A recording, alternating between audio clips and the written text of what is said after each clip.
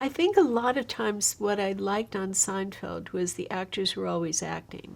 So if somebody was getting a laugh, you always had someplace else to go to maybe even help that laugh. So I think the actors that we had were just so helpful on that level. Like you could look at something like the episode about masturbation, and you could look at that, and it's like when Kramer comes in and says, "I'm out." The actors weren't all just standing there. I mean, everybody had something that they were doing so that you could hold that laugh for all that time because there were so many places to go editorially.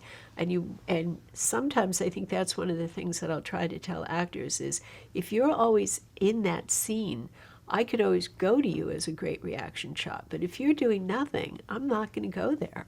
And so I'll avoid maybe what's a great reaction shot from you. So I think that a lot of times actors create their own problem because they're not in that scene. So. Yeah, that's interesting.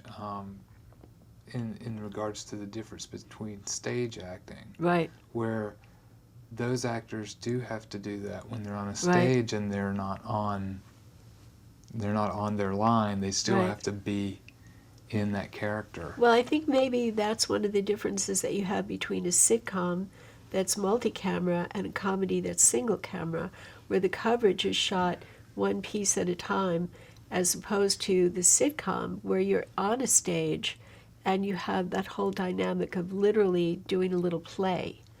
And I think that you're also having what I always refer to as really the guest star every week, which was the audience, because they would interject their own rhythm with the laughter, and you would have to accommodate laughter that maybe you hadn't anticipated in a place or whatever, and really have them be part of the program. Was there anything that Seinfeld changed in your approach to editing? I think I just relaxed with editing a lot. I think a lot of times when you first start doing something that you're always trying to second guess what somebody wants, and suddenly you're in a world where it's like these are your people, and you get you know what each one of them is going to do, and it's like, oh, I know Elaine wouldn't do that, or George wouldn't do that, or whatever it might be. So they become your own little characters, and you're spending so much of a day with them that I think you get very protective of them, and you sort of are more relaxed, I think is what it really amounts to. I think that one of the George things that I remember was George was always wanted to pretend he was an architect. And I always wanted to date an architect. And I remember when I lived back in New York City, I was walking through Central Park and this guy started talking to me and he said, "Are you married?" And I said, "Yes, I am." And I wasn't. And he said, "What does your husband do?" And I said, "He's an architect." And I remember creating this whole fantasy world of this guy that I was supposedly married to. And this man says goodbye and leaves. And I thought, you took my fantasy with you. And so I so totally understood George's personality. So it was just a whole lot of fun to me doing that.